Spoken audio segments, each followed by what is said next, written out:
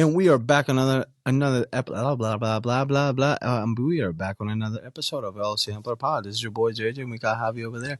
Sorry, bro, I got tongue twisted. My bad. I apologize. But anyways, this is your France Backlash aftermath of pretty much our review of the whole pay-per-view. And to be honest with you, hey, we went 6 for 6. Let's go. 6 for 6. Hey, we always say they're spoilers, not predictions. Facts. Right? And we spoiled the whole thing if you watch it. So yeah, man. So don't forget to like, subscribe, sign up for the membership, and then hey, Javi, take it away.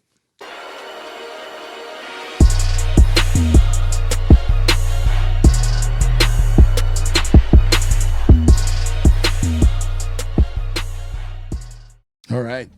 So first match. Hey, before we even start with the match. Bro, I don't know if this crowd may have beaten Puerto Rico. These people were that crowd was good. Bro, the only thing is that they were saying something over and over again that I have no idea. I don't know if they were saying MFer or what they were saying. I think, yeah, that shit, that I don't was know like... I have no idea what they were saying, but it was fun, I guess. It seemed like a soccer crowd. Oh, the we thing? Like instead of yes, we, that was fun. I like that. That was awesome. But anyways, we started the card with Kevin Owens and Randy Orton versus Solo and the MFT Tamatonga. What does that mean? My favorite Tongan. I think that's what it is. It has to be. Yeah. It's still bad, but anyways, but what I liked about it is that obviously they started the match and then Nick Aldis comes out and he's like, "No, let them go. It's a street fight now." I was like, that's what's up, bro. Like that was pretty cool. I love that transition. Yeah, that was because it was out of nowhere. It made it more special. Yeah, in my opinion, and it seemed like almost like a blow off match. Like it seemed almost like the end of a feud instead of like right in the middle. Yep. And they went at it, bro. Like that was a good match. That was a good match. I mean, and for me, and this is how you do a street fight. You can do crazy spots, but you don't have to go overboard either. You don't have to gush blood like or stuck pig or anything like that. You can do it, and it could still look credible. It could still look fun and entertaining, but you don't have to bleed all over the place. Yeah. I mean, there was no blood. There was no blood. So, no, but it was fun. Let me ask you this. Would the match been better if Roman Reigns was in it? No, because it's not his place yet.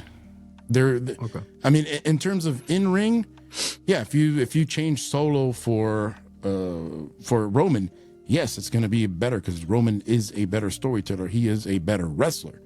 Now, do I think it would have made sense for the story? No. No. I'm just talking about like match stipulation and match. Yeah, but it's like saying would the match have been better if they would have had, instead of having a Solo, if they would have had Daniel Bryan? Yeah. Well, yeah. Or if they would have had AJ Styles? Yeah. Yeah. So but in terms of storyline, it made sense. Plus the fact, I think it's a good way to hide Solo, because Solo's not necessarily like a long match guy or anything like that. Which honestly, I would say Tamatonga is a much better wrestler than Solo is. In terms of long matches, he can do it. He's done it like for years. I can't get over Tamatonga's strong ass chin. Like his chin, my God, his jawline. It's like, bro, like it's crazy. But anyways, man, the match was good. Very predictable. Obviously, you called it. You said, "Oh, I bet you." What so and so is gonna get involved, and then so and so was so and so that got involved. Well, and the funny thing is, because for whatever reason, and I hadn't even planned it when we were talking about the predictions. I was like, "Hey, you were just shooting. You were just shooting something." I was like, "What if he showed? Oh shit, he actually showed up. Let's go!" See, I told you it's spoilers. Triple H listens to the show. Because I can guarantee he did not have a ticket before he watched, and then Triple H watched the prediction show. He's like, "Hey, Tamatonga, could you call your brother?" That's a good idea. No, stop that. Don't do that. Not you too. Please stop it. But I loved it. I mean, it was good. I He looks Spanish as fuck, bro. He does. He played the Dominican guy, and He before in looks NXT, Dominican as fuck. it's like I was watching 100% Wrestling, and they were like, "Oh, the only thing you have to do is put a little hat on him, and he looks like somebody from Aventura." Like, Yeah, straight bro. up, he does. He does. You know who he looked like? Se parece a un hombre. Nah, yes, but nah, bro. Wrestling related. Fuck, what was his name? He was in Nexus. David Otunga? Yes. Oh my God, they look just alike, bro. The actual Harvard lawyer. Which was damn, that's crazy. He left WWE for that, right? No, he was a lawyer, I think, already, or he was studying while he was there. He probably used it as a way to make some money and then pay for his studies. That was him. He was smart, and he was the one that married Jennifer Hudson too, which is crazy. The singer. Yeah, who would have thought? Yeah. But anyways, getting back in subject. It was a good match. Predictable with the win. I'll be honest with you. Bloodline 2.0 looks awkward as fuck, putting the ones to the sky. And the one thing that I love the most, though, and I'm gonna keep saying it every time that we talk about it, is Paul Heyman. How you said it last time, that you were like, I don't think he's the wise man of the bloodline. He's the wise man of Roman Reigns. Like, it shows his loyalty. And who would have thought? Who would have thought that Paul Heyman, out of all people, will be showing loyalty? Who would have thought that? What if he's not? Stop. But what if he is? Because you know that Paul Heyman always likes to swerve people. Yeah, like when it wouldn't shock me if all of a sudden he just turns and he's like, "Oh, hey, they told me they were gonna kill me," or something, and he just turns. But it wouldn't shock me. But I don't think. I mean, I don't. Like you even said it. Paul Heyman as a face would be really hard to buy. Like, I don't know. Like, I mean, he kind of is right now. He's just amazing. He's not. He's just amazing on the. Right he's now. just amazing on the mic. Well, he's a victim right now. You can definitely say Roman Reigns is a babyface, like it or not. Like, that's his. Everybody's asking for, which they started chanting for him again, and they tried for him when Cody came out because people like him, whatever. But he's going to be a biggest babyface when he comes back. But anyways. Couple of things I was going to say. I'm going to talk about Tangaloa. God, these damn names. I'm going to talk about it a little bit later. But what do you think about that part? I don't know if it was before the match or right after the match where Paul Heyman looked at Jay like, "Please save me." Like, yeah. Oh God. Like, he's like, no. Like, oh God. Like, he didn't want to be there. That was interesting. That was interesting. And the fact is that we didn't talk about it. Was that he was the one that withdrew Roman Reigns from the draft. Yeah, but what if that's the way to kind of keep him away from everything?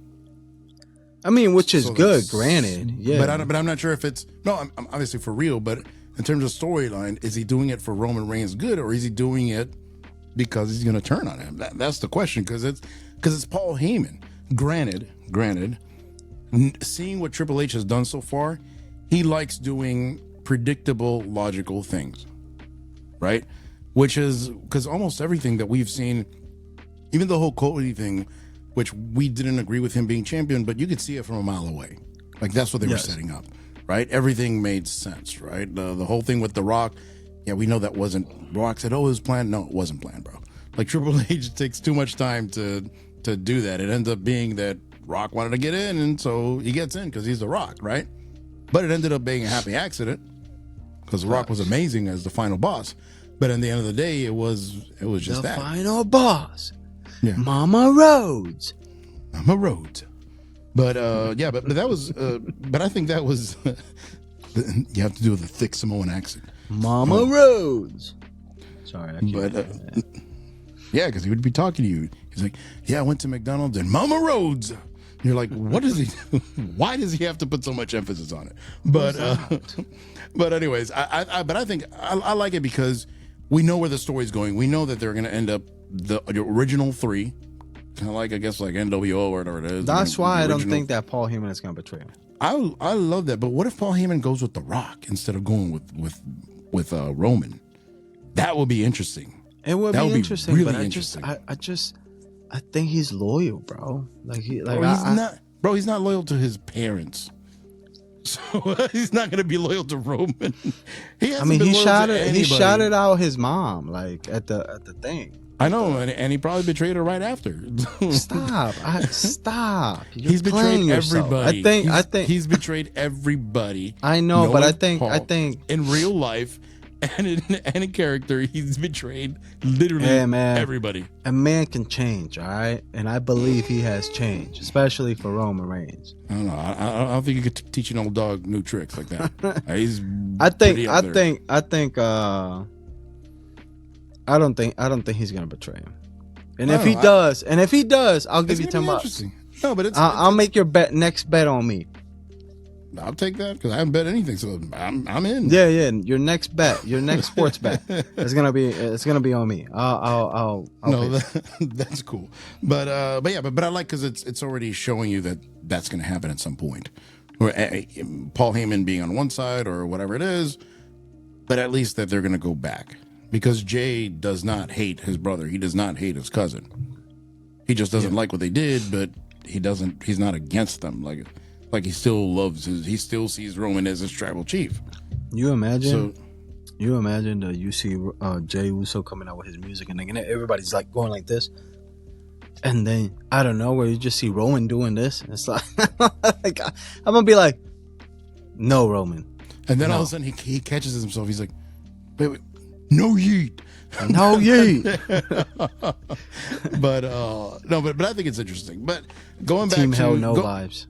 No, going back to Tamatonga, to Tangaloa, good God. What I like about it is that one, he can work really well with his brother because they were the Gorillas of Destiny in New Japan. They were great tag team. What?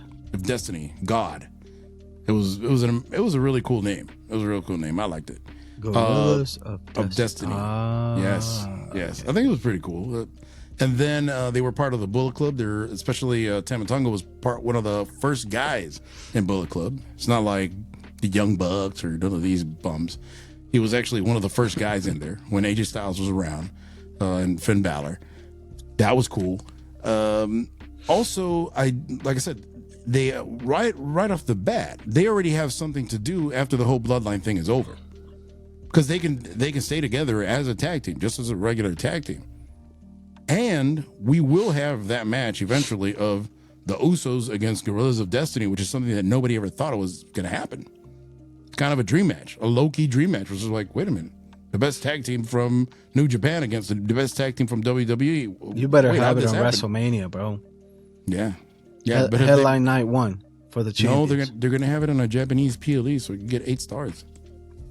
Remember, 11. Yeah, exactly. But another thing that was kind of interesting about the whole thing is that I think it was Michael Cole that mentioned the Bullet Club thing, and they mentioned the IWP, IWGP. Yeah, there we go. Yeah, but specifically Bullet Club, because even when Fallon Balor was out there, oh yeah, the Bullet Club. AJ Styles was out there, the Bullet Club. What if they eventually reformed the Bullet Club in WWE? That would be cool. I mean, you have all the members there. Yeah, the only one you need is Kenny Omega. And the way Kenny Omega has been talking about AEW as of late, it wouldn't shock me if he jumped ship. Because he's been talking to them like, they're like whatever. Like he's not defending them. You didn't see that he was watching WrestleMania? Oh, he was? Yeah, he was watching WrestleMania, bro. Invested on the storyline. Well, and what he said about Roman, that, oh yeah, people hate Roman, whatever it is, but I would love to be that guy. What he said about the CM Punk situation, he's like, oh, sometimes you just got to go and, have a fight and move on. Old school. And I'm like, look, a mature person, like normal, right? Because if you have a bunch of guys in a competitive environment, what do you think is going to happen? At some point, somebody's going to throw hands. And obviously, with these people, knowing the Young Bucks, that was probably the weakest thing. Because the Young Bucks and Jack Perry, come on, man. Like, no. At least Kenny Omega just went in there to save the dog, which is like cool. 3 Smurfs. Yeah, that's crazy. Like, CM Punk looks like a dude over there compared to. Yeah. Because now, they could probably whoop their ass anyways. Now, do you think that? Sorry, guys. Yawn. Now, do you think the feud is gonna keep going with Randy Orton and Kevin Owens?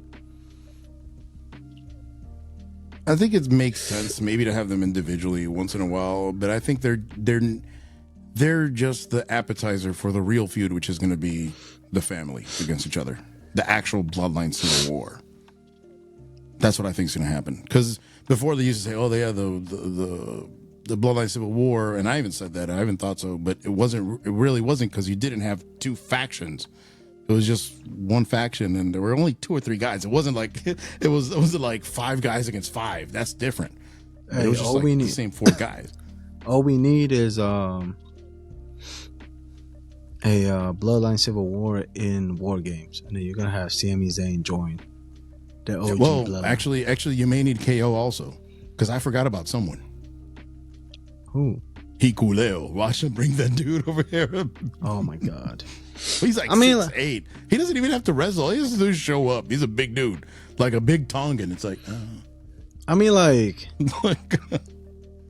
I don't see The Rock in a War Games. No. So it's gonna have to be like I think Jacob is gonna be next, or who knows? It might be Hikuleo or whatever. Actually, Rock may not even show up till next year. We don't know. We don't know with his schedule. But now I do see Hikuleo coming in at some point. It wouldn't shock me. Like, why not? Like, he doesn't have to wrestle. He just has to be like a bodyguard. That's it. I mean, that's fine. That's okay. But we need to have War Games. Yeah, well, we have Jacob Fatu. Who Jacob? He needs to be there. I thought Jacob was gonna show up, but hey, we got Tangaloa, which is cool. You know, he's missing his little bike that he's all right. He seems like a fun guy. Yeah. But Tamatonga's way better than him. By the way, you have to watch that video where he's doing these like weird chops to Okada. Bro, I've sent you that. It's terrible. He's like, you're like, who is? What is he doing? Tangaloa to Kenny Omega to Okada. It's so weird. You're like, what is he doing? Well, anyways, let's go ahead and move on to the next match. Yeah, the next match, we had Naomi and Tiffany Stratton. Naomi versus Tiffany Stratton versus Bayley, the current WWE Women's Champion. Nice match. This match was good. Yeah. Nice match. It was way better than it probably should have been. I do like that. Here you could see what Bayley really is all about. She was the ring general here. She was the one calling the shots. She was the one calling the moves. She was the one calling carrying the pacing, everything. I mean, I think she did an amazing job. Naomi, honestly, she hasn't looked this good in the ring for a long time. And then Tiffany Stratton, I mean, bro, it seems like every time we see her, she gets much better. Yeah. Like every time we see her, it's like, oh, damn, like she did that. And then everything, because she has a character, she has the look, she has the in-ring. It's Tiffy time. She's just so annoying. She's what Chelsea Green wishes she was, or Carmella. Because she could actually go. Like, she can go. So, honestly, if I'm rating the match out of 5 stars, just for the hell of it, I'd say I'd probably give it like a 4 1/4 stars. Because it was it was that good. Really good. It was really good. It wasn't, and I love the finish, that it wasn't like dominating. No, it was good. Everybody looked good. Like, they found a way to make everybody look good. And I love that. We had the roll-up where I was watching it, and I literally went to the kitchen and was like, wait a minute, Bailey won? What the hell? Like, what happened? And then I rewound it, and I was like, okay, there you go. Cool. All right, I guess. I think it was a little anticlimactic how it ended.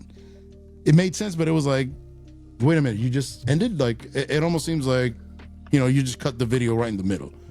Almost. But I understand why they did it. It made sense. But great match. So anything you had to add about this match? Nah, man, it was good. Everybody looked good. Literally and figuratively. So yeah, very entertaining match. Yeah, I'm glad that Bayley didn't lose her championship this quick. Yeah, I mean, like we were talking about, like, oh, we wouldn't be mad about Tiffany Stratton winning, but not yet. Yeah, but like it will be like, oh man, it kind of sucks still because Bailey lost in less than a month. Mm-hmm. Yeah, and then we had for the WWE for the World Heavyweight Championship, we had Damian Priest versus Jey Uso. Yo, that crowd was going crazy, bro. That I gotta give him credit for because that looked amazing, bro. That looked crazy. Yeah, like I've never seen anything, bro. Like that entrance was long as fuck just because of that. Yeah, I mean they had to. I mean, honestly, the people paid a bunch of money to see that because supposedly it was the highest grossing PLE. That's not like one of the big ones ever, which is crazy. I mean that looked great. Like it was just like a sea of fireflies. Just bro, my daughter was doing the same thing. Really? 1 year year it's fun. I was just like, what the hell? No yeet. No, that was yeet. Next, bro. She should be like, yeet. What? You're one. No yeet. Exactly. Go on timeout. Exactly. Putting a timeout, a baby in a timeout. But look, the match was pretty good. I do think that Jay, he still looks a little sloppy in the ring because for whatever reason, it seems like after he broke up the tag team with his brother, he's. I don't know if it's just that he's always been that way, or is it just that now you can see it more because it's just him. But he seems really sloppy, and Damian actually kind of made it look very watchable. I think Damian did a good job. You could tell that he was the one carrying the whole match. I didn't know that he was the first Spanish world heavyweight champion. Or first Puerto Rican world heavyweight champion since Pedro Martinez. Since Pedro Morales, yeah. Oh, Morales. My bad. Yeah. Sorry, Spanish, my bad. No, because we had Eddie. Ray. And Ray. Yeah, Ray. Yeah. So first Puerto Rican. Well, in future we'll have Logan Paul too. We'll have him there soon. Yeah, that's true. But but honestly, I think it was pretty good. I like that Damian did the Razor's Edge, clean.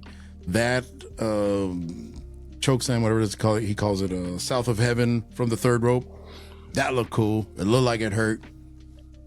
So I mean, the match was good. Like it was like a this match realistically could have been on Monday Night Raw, but it was good. It was good. Like, you know what I mean? Like it was a solidified. It was a solid match. Monday Night Raw. It was a good. Event.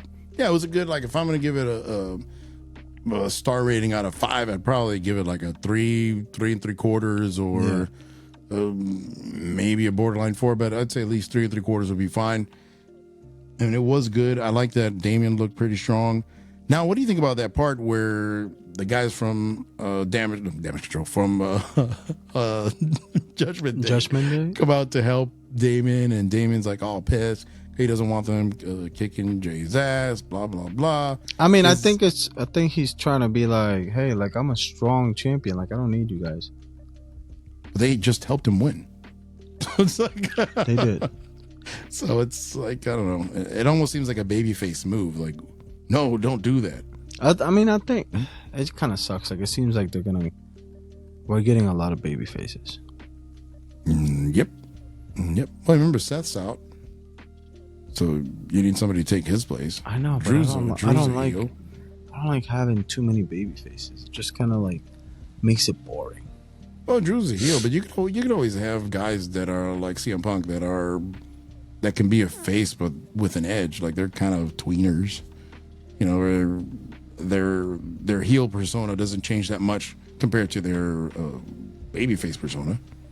Like they're the same guy. It's kind of like what we expect from Roman when he comes back. We don't expect him to just be like, all right, guys, come on, let's do like a Bray Wyatt. Where's the baby so I can kiss it?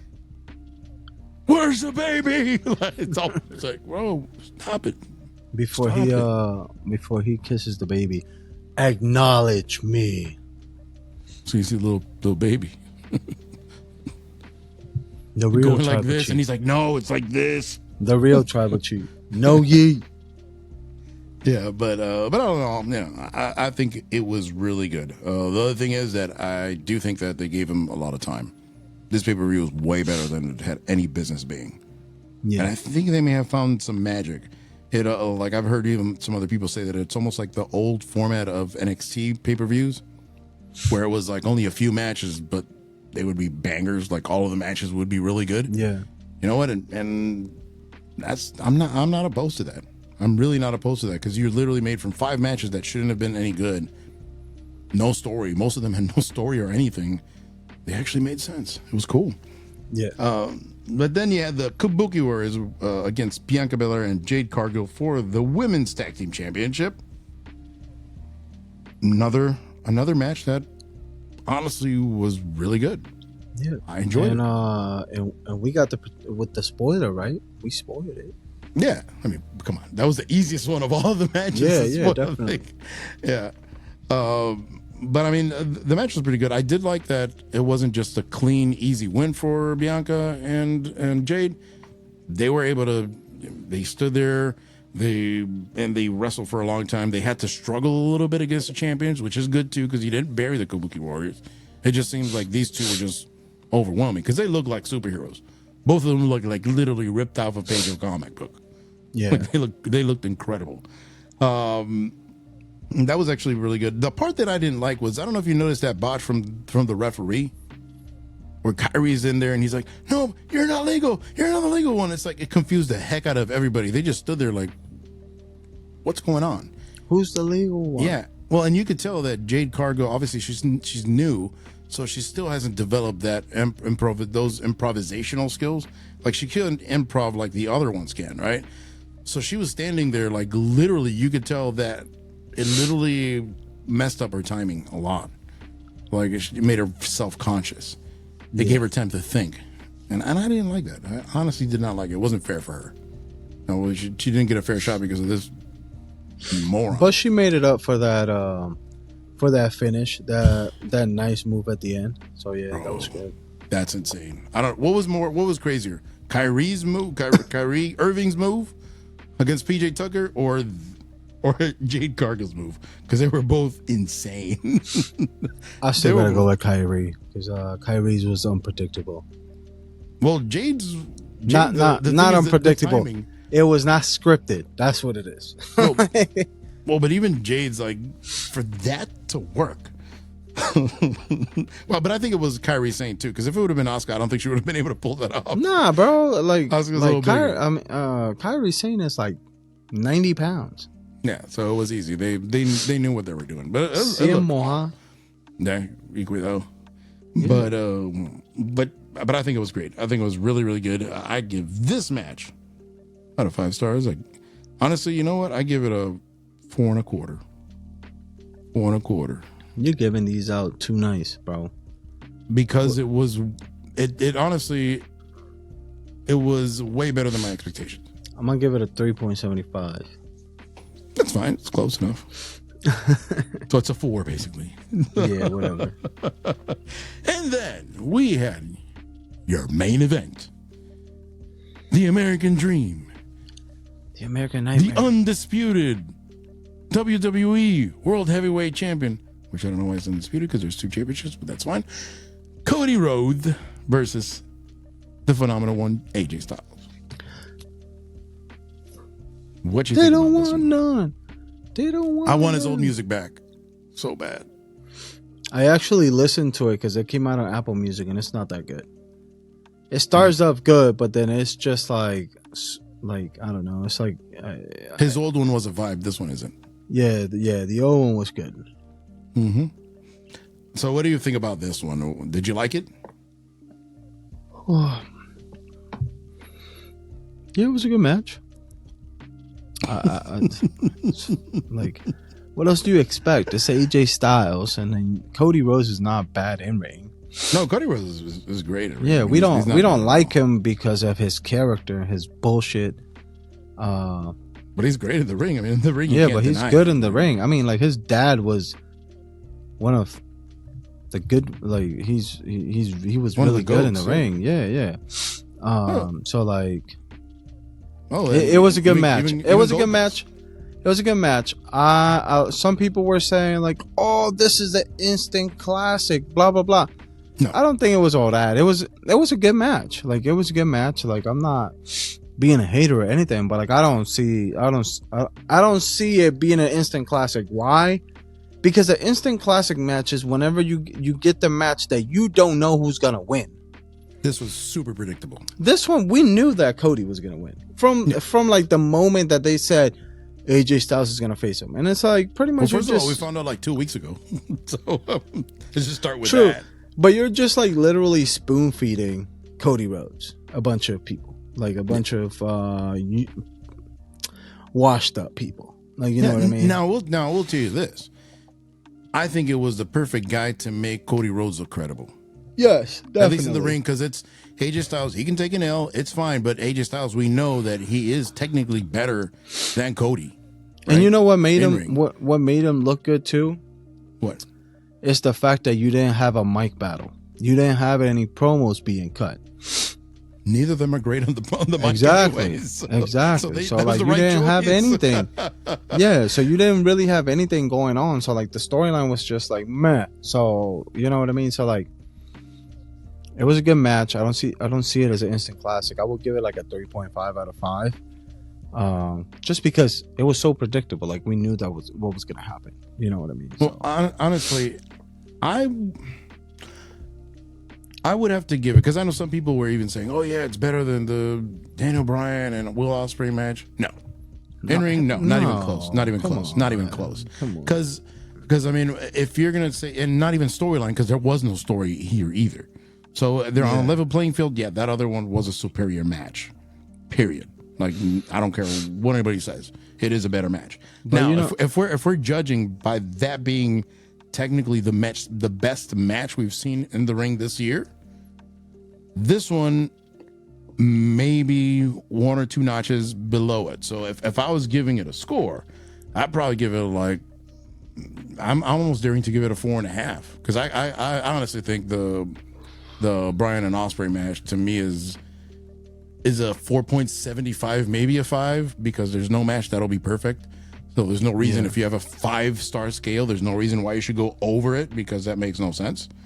So it's as close to a 5 as you're going to get, probably 4.999 stars, if that's the case. But this one was really good. I mean, I enjoyed it. It was great. The psychology was awesome. I love that Cody ended the match with one, what do you call it? His stupid move. Cody cutter? The crossroads. The twist of fate. You're just throwing out random sharpshooter. What? The Stone Cold Stunner. What? The stunner. The rock bottom. Exactly. The spear. The stink face. I'm surprised Cody didn't have a spear. He didn't do a spear, because like everybody's doing a spear. You saw Damian Priest do it. What the fuck, bro? Everybody got the move. I forgot to write that. Yeah, everybody does it. Everybody does it. But yeah, I mean, like it was good. Match was good. I don't give it that high just because mainly like it was predictable in terms of storyline purposes. So you know, I like a story within the ring. And like, don't get like, you know what I mean? Like it was a good match. Like it wasn't bad. It was just good. Like there was no flaws to it. Like when you really look at it, even without the story, like if you just look at the execution. But you have AJ Styles. Like they're both literally almost the same height.